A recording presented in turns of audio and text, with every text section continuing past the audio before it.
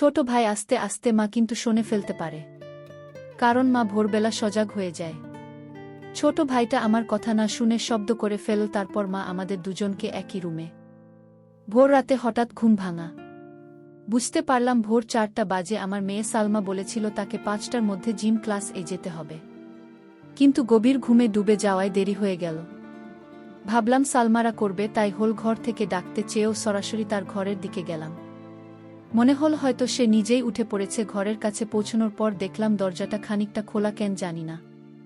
হঠাৎ আমার মনে হল একটু সাবধান হওয়া উচিত। দরজার সামনে পৌঁছানোর আগে একটু থেমে গেলাম, তারপর ধীরে ধীরে পা বাড়িয়ে দরজার কাছে পৌঁছালাম।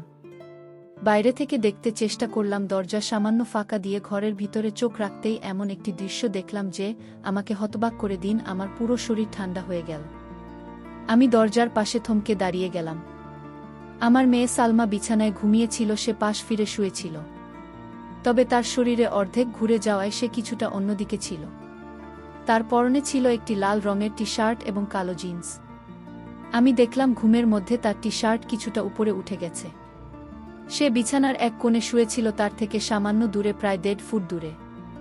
আমার ছোট ছেলে রাসেল দাঁড়িয়েছিল। রাসেল এতটাই কাছে দাঁড়িয়েছিল যে সে সালমার দিকে এক দৃষ্টিতে তাকিয়েছিল, কিন্তু সে শুধু তাকিয়েছিল না, যেন কিছু করার চেষ্টা করছিল। আমি ভেতরে কি ঘটছে তা দেখেই বিষয় জেনে গেলাম।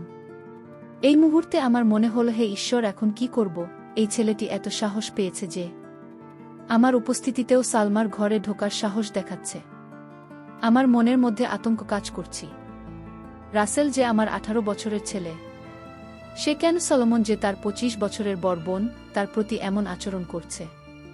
তার সাহস যে দিনে দিনে বেড়েই চলেছে। এই পরিস্থিতি দেখে আমার মনে ভয় ঢুকে গেল, এমন কিছু যেন না ঘটে যা তাদের দুজনের জীবনকে নষ্ট করে দিতে পারে। আমি কখনো ভাবিনি যে রাসেল এমন কিছু করতে পারে, তবে এখন সে বড় হচ্ছে, আর তার আচরণ আমাকে চিন্তিত করে তুলেছে। আমি আগে কখনো রাসেলের এমন আচরণের দিকে তেমন মনোযোগ দিন, তবে সময়ের সঙ্গে সঙ্গে লক্ষ্য করলাম সেজন্য সালমার প্রতি একটু বেশি মনোযোগী হয়ে উঠেছে। সালমা ছিল তার থেকে 5 বছরের বড়। তার নিজের একটা ভিন্ন জীবন ছিল, কলেজ, বন্ধুবান্ধবের আলাদা একজন। তার সেই যোগাসনের থেকে একেবারেই আলাদা। তারা একসঙ্গে বেশিরভাগ সময় বাড়িতে থাকত, কিংবা আমাদের পুরো পরিবার একসঙ্গে কোথাও গেলে যেমনটা সাধারণ ভাইবোনেরা করে। তারা একসঙ্গে হাসি তামাশা করত, একে অপরকে ঠাট্টা করত, কিংবা ছোট ছোট দুষ্টুমি করত। সলোমন সব সময় তার সঙ্গে খুব স্বাভাবিক ও নির্ভীক আচরণ করত। সম্ভবত সালমা এই নির্ভীক আচরণে রাসেলের মনে তার প্রতি এক অদ্ভুত আকর্ষণ তৈরি করেছিল। ধীরে ধীরে রাসেল যে আরও কাছাকাছি যাওয়ার চেষ্টা করতে শুরু করুন, তবে সালমা ছিল তার নিজের জগতে মগ্ন।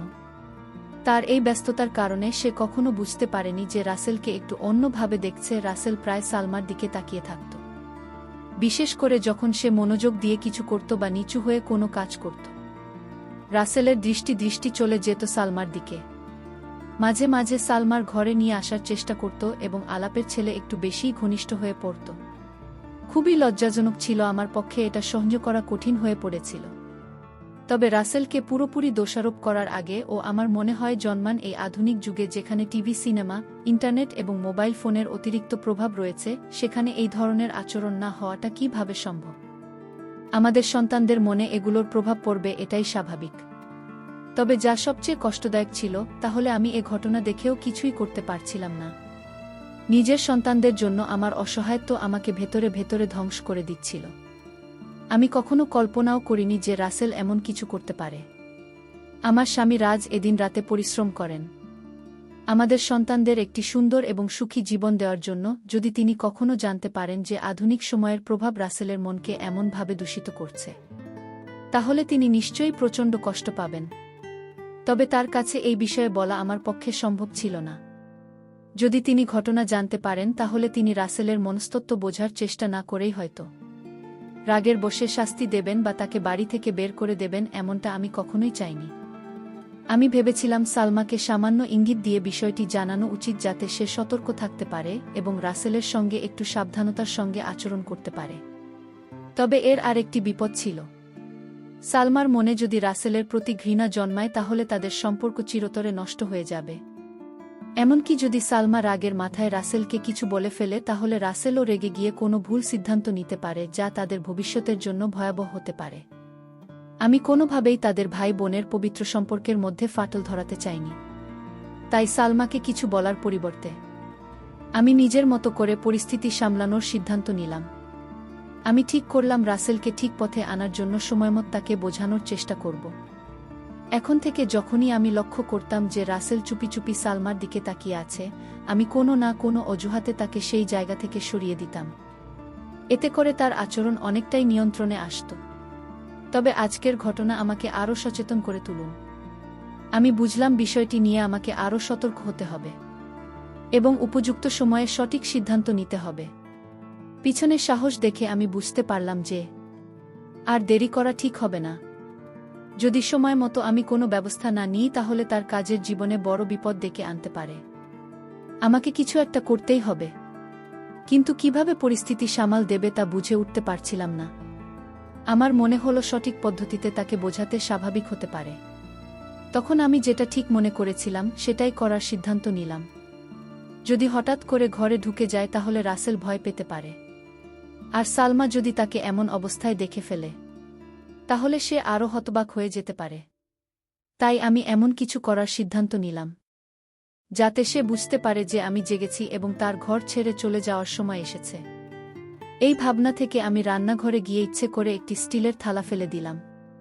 এতে বেশ বড়সড় শব্দ হল। আমার প্রত্যাশা মতো কিছুক্ষণের মধ্যেই আমি দেখলাম বিষাদের ছায়া পাশের পথ দিয়ে চলে যাচ্ছে। তার চলে যাওয়া দেখে আমি স্বস্তি পেলাম। এরপর আমি সালমাকে ডাকার জন্য তার ঘরের দিকে এগোলাম।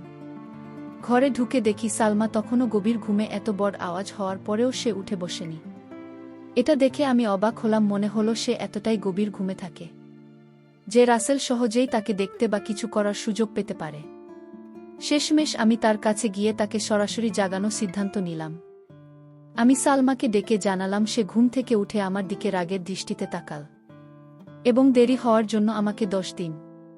এরপর সে দ্রুত বাথরুমে ঢুকে গেল। আমি আবার আমার কাজে মন দিলাম। কিছুক্ষণ পরে দেখলাম রাসেল আবার ঘরের দিকে যাচ্ছে। আমি ভাবলাম হয়তো সালমা তখনও প্রস্তুতি নিচ্ছে। তাই আমি রাসেলকে থামানোর জন্য ইচ্ছে করে একটু শব্দ করলাম। শব্দ শুনে রাসেল বুঝতে পারব যে আমি তার দিকে আসছে। সে আমার দিকে তাকাল, কিন্তু লজ্জায় তার চোখ নিচের দিকে ঝুঁকে গেল। এরপর সে দ্রুত তার ঘরে চলে গেল। আমি অপেক্ষা করতে লাগলাম। সালমার বাইরে আসার কিছুক্ষণ পর সালমা পুরোপুরি প্রস্তুত হয়ে বাইরে এল এবং আমাকে বিদায় জানিয়ে চলে গেল। তখন আমি রাসেলকে থেকে এর দিকে নিয়ে আসতে চাইলাম, কিন্তু সে কোনো সাড়া দিল না। তখন আমি তার ঘরের দিকে গেলাম এবং দেখলাম সে ঘরে নেই। এরপর শুনতে পেলাম সে বাথরুমে আছে। আমি দরজার কাছে গিয়ে তার আওয়াজ শুনলাম, কিন্তু তাকে বিরক্ত না করে আবার হলে ফিরে এলাম। কিছুক্ষণ পর রাসেল বাইরে এল এবং বলল, মা, তুমি আমাকে ডেকেছিলে? আমি তাকে বললাম, হ্যাঁ। এখানে বসো, তোমার সঙ্গে কিছু কথা বলার আছে। আমার কণ্ঠে সুর শুনে রাসেল বুঝতে পারল আমি গুরুতর কিছু বলতে যাচ্ছি। সে কিছুটা অস্থির হয়ে ধীরে ধীরে আমার কাছে এসে বসল। আমি শান্তভাবে কথা শুরু করলাম, কিন্তু অল্প সময়ের মধ্যেই তাকে ভর্ৎসনা করতে শুরু করলাম। আমি সালমার ঘরে তার গোপনীয়তায় হস্তক্ষেপ করার বিষয়ে সরাসরি কিছু বলেননি, তবে ইঙ্গিত করলাম। আমি তাকে বোঝালাম যে আমি তার এমন আচরণ আগেও লক্ষ্য করেছি। রাসেল দ্রুত বুঝতে পারে যে তার কাজ আমার চোখে ধরা পড়েছে। ভয়ে তার মুখ শুকিয়ে গেল। আমি আরও কড়া সুরে বললাম, যদি সে আবার এমন কিছু করে আমি তার বাবাকে সব বলে দেব। এই কথা শুনে রাসেল কেঁদে ফেলে বলল, মা, প্লিজ এমন কিছু করো না, আমাকে মাফ করে দাও।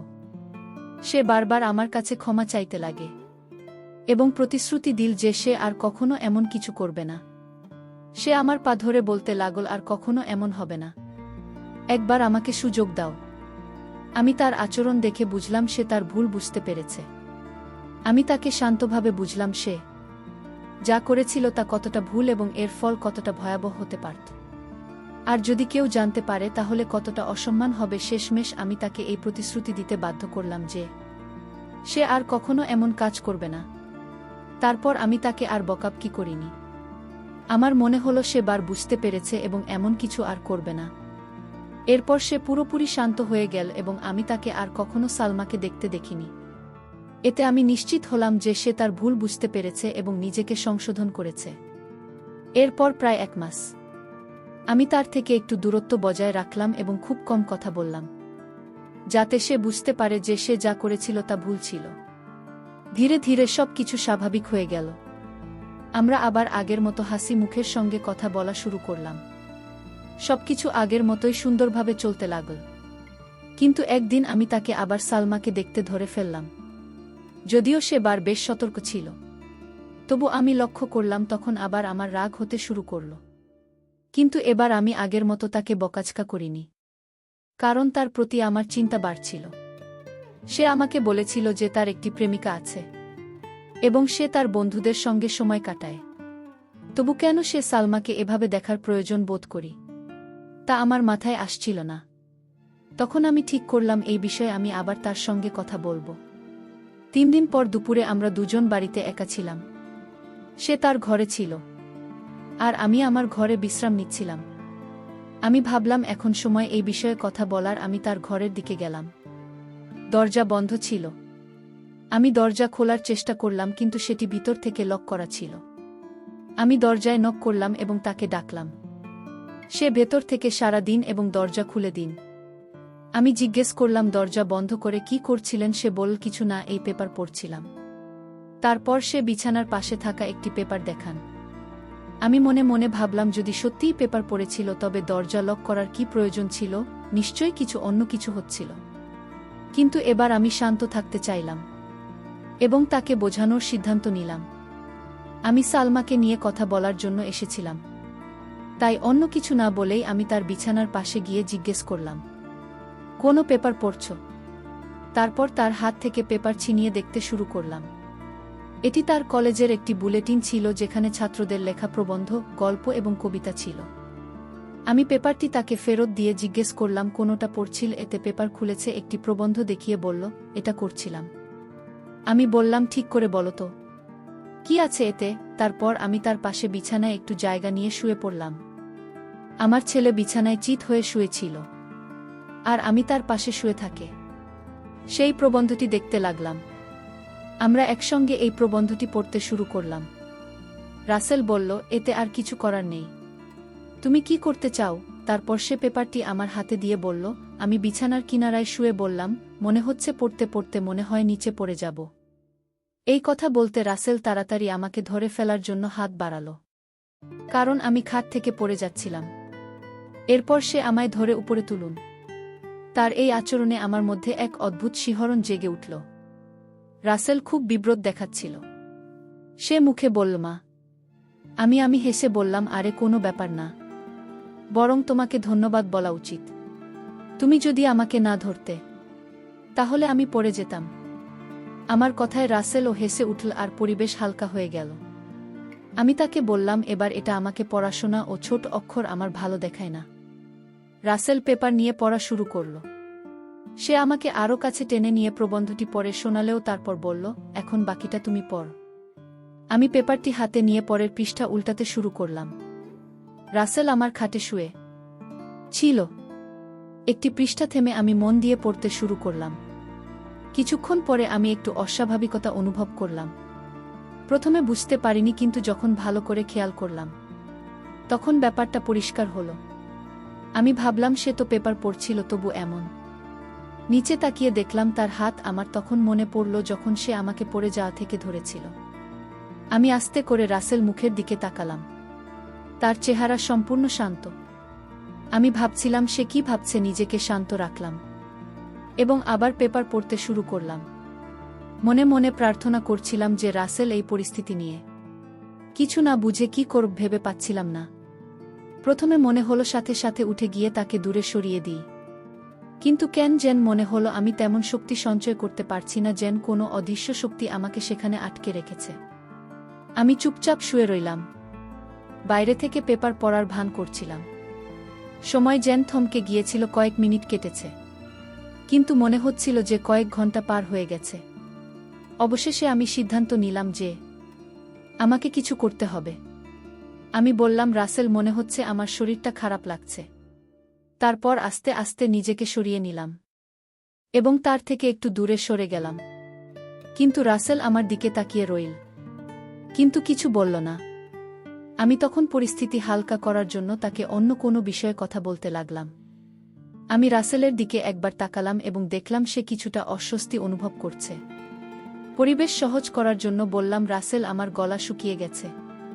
তুমি কি আমার জন্য এক গ্লাস জল এনে দেবে? রাসেল বিছানা থেকে উঠে জল আনতে চলে গেল। সে রুম থেকে বেরোতেই আমি কিছুটা স্বস্তি অনুভব করলাম এবং মনে হলো তাকেও নিজের আবেগ সামলানোর সুযোগ দেওয়া হলো। যখন সে জল নিয়ে ফিরে এল, আমি তার দিকে তাকালাম এবং দেখলাম সে এখন অনেকটা স্বাভাবিক হয়েছে। আমি তার কাছ থেকে জল নিয়ে এক নিঃশ্বাসে পান করলাম। এটা আমি কিছুটা শান্ত পেলাম। রাসেল গ্লাসটি নিয়ে এক পাশে রেখে আবার বিছানায় এসে আমার পাশে বসল। আমরা হালকা ফুলকা বিষয় নিয়ে কথা বলতে শুরু করলাম। বন্ধুরা, আজকের গল্পটা এখানেই শেষ করলাম।